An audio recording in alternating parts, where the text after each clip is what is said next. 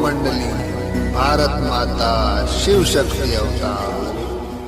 ओम नमः शिवाय। भारत माता शिव शक्ति अवतार।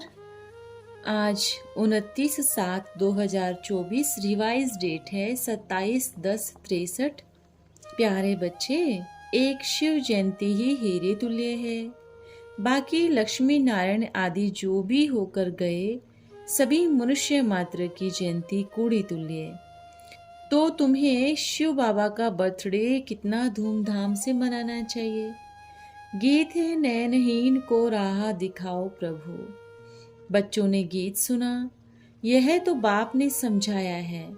तुम बच्चे बाप को जानते हो, और बाप को जानने के बाद तुम जो नयनहीन संप्रदाय थे अथवा रावण संप्रदाय थे, वो सज्जे राम संप्रदाय बने हो।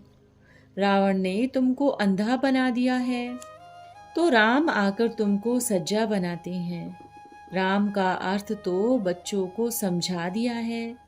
राम कोई त्रेता युगी सीता के पति के लिए नहीं कहते। राम सभी का सद्गति करने वाला परमपिता परमात्मा शिव को कहेंगे, क्योंकि उनकी जयंती मनाई जाती है।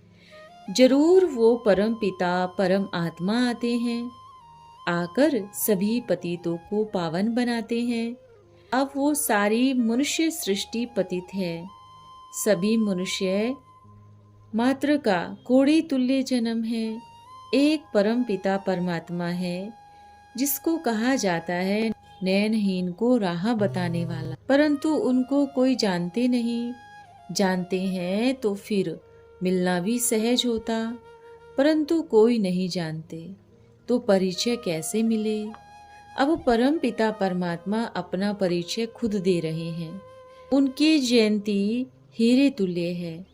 बाकी जो भी सतयुग से लेकर अब तक लक्ष्मी नारायण आदि जो भी होकर गए हैं, पिता समझाते हैं कि इन सभी मनुष्य मात्र की जयंती क्यों समझाते हैं।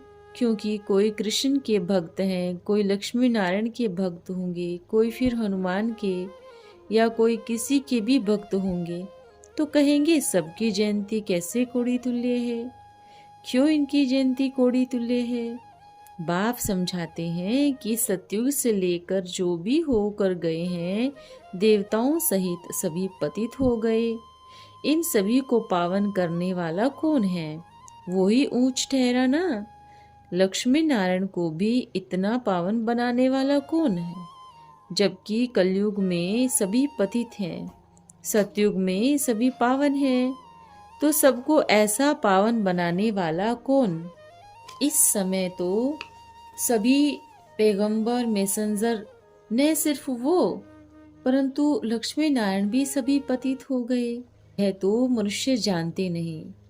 कहते हैं कि मनुष्य पुनर्जन्म लेता है, तो जरूर पुनर्जन्म सतयुग से लेकर शुरू हुआ होगा ना। ऐसे नहीं, सतयुग वाले पुनर्जन्म नहीं लेंगे, पीछे वाले लेंगे। सतयुग स्वर्ग वाले स्वर्ग में पुनर्जन्म लेंगे, कलयुग नरक वाले नरक में पुनर्जन्म लेंगे। तो सभी पुनर्जन्म लेते हैं, और अभी सभी पतित हैं, तो उनकी क्या बड़ाई है। बलिहारी तो एक पतित पावन परमात्मा की है। जब तक वो न आए, सभी ठोकरे खाते रहते हैं, फिर भी कहते हैं शिवोहम। तो कितनी मूर्खता है। पतित से पावन करने वाले को भूल अपने को शिवोहम कहते हैं। तो तुमको शिव बाबा की महिमा निकालनी है। उनकी जयंती हीरे तुल्य है। बाकी सब जयंतियां पतित हैं। जब तक राज को समझे, बहुतों को गुस्सा भी लगेगा, कहेंगे कृष्ण जन्माष्टमी भी ऐसे है। सभी आत्माएं पुनर्जन्म लेते लेते अब पतित हैं। पहले जो आते हैं पावन आते हैं। ऐसे नहीं वहाँ परम धाम में कोई पतित रहते हैं, वहाँ से पावन आते हैं। फिर कोई के 84 जन्म, कोई के 80, कोई के 70, 60, 20 जन्म लेकर पतित होना है। यहाँ अब कोई पावन नहीं है। तब कहते हैं पतित पावन आओ। कहाँ से? परम धाम से। दूर देश का रहने वाला आए पतित देश में, स्त्री पुरुष सब पतित हैं। छोटे कुमार कुमारी को नहीं कहेंगे, पतित खास कहेंगे जो विष पीते और पिलाते हैं, एक दो को पतित बनाते हैं, गिराते हैं। तुम्हारा है ज्ञान चिता पर बैठ एक दो को सावधानी कर चढ़ाने का सौदा। इस समय बेहद का बाप आकर तुमको भी सन्यास कराते हैं। सन्यास भी दो प्रकार का है, एक है रजोगुणी हठ योगी कर्म सन्यास, वो तो द्वापर से चलता आता है, परंतु दुनिया में तो घोर अंधियारा होता नहीं। हठ योगी सन्यासी भी ढेर के ढेर हैं, परंतु सभी कलयुग में आए पहुंचे हैं। अब सारी दुनिया को सोजरे में लाने के लिए सतगुरु चाहिए। जब वो आकर ज्योति जगावे तब सतयुग में घर घर में सोजरा हो। इसको कहते हैं सच्ची दिवाली। इस समय घर घर में अंधियारा है।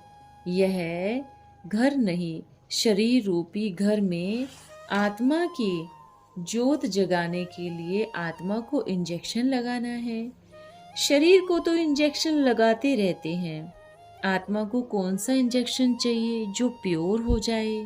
परम पिता परमात्मा को ज्योति स्वरूप ज्योत जगाने वाला कहते हैं। वो समझाते हैं कि आत्मा को इंजेक्शन कैसे लगाओ। आत्मा में भी सभी बीमारियां हैं, आत्मा में ही खाद पड़ती है। सन्यासी समझते हैं आत्मा निर्लेप है, जो मर्जी खाना खाते रहते, परंतु आत्मा ही तो पतित होती है। इसलिए कहते हैं कलयुग में झूठी माया, झूठी काया, झूठा सब संसार। शरीर में रहने वाली आत्मा भी झूठी। आत्मा बोलती है परमात्मा सर्वव्यापी है। यह किसने कहा? आत्मा ने कहा। तुम कहते हो मैं आत्मा हूँ, फिर कहते हो परमात्मा सर्वव्यापी है, ये तो झूठ हुआ ना। आत्मा ने बोला दुख भी आत्मा भोगती है। शरीर द्वारा धर्मराज वहां आत्मा को सजा देती है, परंतु जब तक सूक्ष्म शरीर न मिले तब तक सजा दे नहीं सकते। तो धर्मराज भी शरीर धारण करता है, यहाँ भी स्थूल शरीर धारण करते हैं, तब तो आत्मा हाय हाय करती है। सतयुग में पुण्य आत्मा है तो कभी हाय हाय नहीं करती। यह गीत नैनहीन को राह दिखाओ प्रभु किसने गाया? आत्मा कहती है बाबा राह बताओ। मैं इस शरीर द्वारा ठोकरें खा रही हूँ, बहुत ठोकरें खाई है। हे प्रभु बाबा परम पिता परमात्मा मुझे दुखों से छुड़ाओ। अब तुमको नैन मिले हैं, तुम बच्चे भी जैसे बाप नॉलेजफुल है वैसे मास्टर नॉलेजफुल बने हो। जो बाबा के बने हैं वो हीरे तुल्य बन रहे हैं। फिर आएंगे तो भारत भी हीरे तुल्य होगा। भारत जब हीरे तुल्य था तो देवताएं हीरे जवाहरातों के महल में थे। अब कोड़ी तुल्य भारत है तो सचिवालय भी पत्थरों का बनाया है, वहां हीरे जवाहरातों के महल बनाएंगे। ऐसे हीरे तुल्य पिता बना रहे हैं। तो अभी पिता भेंट सुनाते थे, वो है हद का सन्यास, जो वैराग्य दिलाते हैं घर बार से, खास स्त्री से। कहते हैं यह नागिन है, चंडालिन है, बहुत नाम देते हैं। अब वो तो सिर्फ घर बार का, अर्थ एंड होम का सन्यास कराते हैं। रहते इसी जंगल में हैं। रजोगुणी दुनिया में आते हैं। अब यह है बेहद का वैराग्य। तो जैसे सन्यास दो प्रकार का है, वैसे वैराग भी दो प्रकार का है। तुम्हारा है बेहद का वैराग्य, वो तो सिर्फ घर बार छोड़ जंगल में रहते हैं। तुमको इस सारी दुनिया से विराग आता है। यह छीछी दुनिया है, पतित विकारी है, तो इससे बुद्धि टूट जाती है। जैसे पति कितना प्यार करता है, परंतु जब मरता है तो वैराग्य आता है। कहते हैं मुर्दे को निकालो, वैसे तुम्हारे लिए यह कलयुगी मित्र संबंधी सब मरे पड़े हैं, तो इनमें बुद्धि क्या अटकानी। तो तुमको सारी दुनिया से बेहद का वैराग्य आता है। गृहस्थ व्यवहार में जनक मिसल रहते हुए कमल फूल समान न्यारे रहते हो। इस दुखधाम से चलना है तो इससे लागत क्यों लगावे। यह सभी महल माड़ी खल्लास होनी है, फिर किसमें ममतव लगावे। जैसे कोई मरता है तो सभी कहते हैं राम राम कहो, बाप भी कहते हैं सभी का मौत है।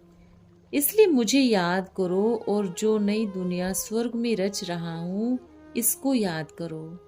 इसको संस्कृत में लिखा है मन मना भो मध्य जीभो। यह है योग बल की यात्रा। योग लगाने से बल मिलता है। जैसे इंजेक्शन भरते हैं तो जब तक इंजेक्शन भर जावे तब तक सुई उसमें लगी रहती है, भर जाता है तो सुई निकाल देते हैं। इस रीति बाबा भी कहते हैं बुद्धि योग मेरे साथ लगाओ तो मेरी शक्ति मिलेगी। कितना सहज समझाते हैं। बाकी तो सभी सन्यासियों पिछाड़ी धक्के खाते रहते हैं। कल्प पहले भी कहा था यदा यदा ही धर्मस्य ग्लानि भवति भारत है। जब भारत नरक बन जाता है तब कल्प के संगम युगे ऐसे नहीं युगे युगे आता हूँ। युग युग में पतित थोड़े ही बनते हैं, पतित होते हैं कलयुग के अंत में। इसके बाद ही सतयुग आता है। युगे युगे आकर मैं क्या करूं। सतयुग बाद तो त्रेता में आना है। इसमें मेरे आने की तो दरकार ही नहीं। ने द्वापर में आकर क्या सतयुग स्थापन करूंगा। वो तो कलयुग बाद ही सतयुग आएगा, बीच में कैसे आएगा। इसको ही कहते हैं कल्याणकारी युग। जब कलयुगी नरक को सतयुगी स्वर्ग बनाते हैं तब बेहद की बातें हैं। सभी आत्माओं को सुख शांति देने वाला। 2-5 की तो बात ही नहीं। अब तुम बेहद के बाप से वर्षा ले रहे हो। सदा शिव सदा सुख का वर्षा दे रहे हैं। शिव का अर्थ भी समझाया है कि यह शिवलिंग नहीं है, वो भी स्टार मॉर्फिक आत्मा है, परंतु परे ते परे रहने वाले सुप्रीम सोल हैं। हम अपने को सुप्रीम सोल अथवा परमात्मा नहीं कहेंगे। जब परमधाम में रहते थे तब भी हम परमात्मा नहीं थे। वहां तो सभी आत्माओं का नंबरवार निवास स्थान है। समझानी तो बहुत अच्छी मिलती है, परंतु कोर्टों में कोई पहचानते हैं। सन्यासी थोड़े ही कहेंगे कि कोर्टों में कोई पहचानते हैं। अब तुम ईश्वरीय कुटुंब में बैठे हो, बाप भी बैठे हैं जिनसे ब्राह्मणों की रचना होती है। ब्राह्मणों का रचयिता शिव है, ब्रह्मा नहीं। ब्रह्मा द्वारा रचते हैं तो तुम्हारा सभी से ऊंच जन्म है, क्योंकि तुम्हें यह नॉलेज है।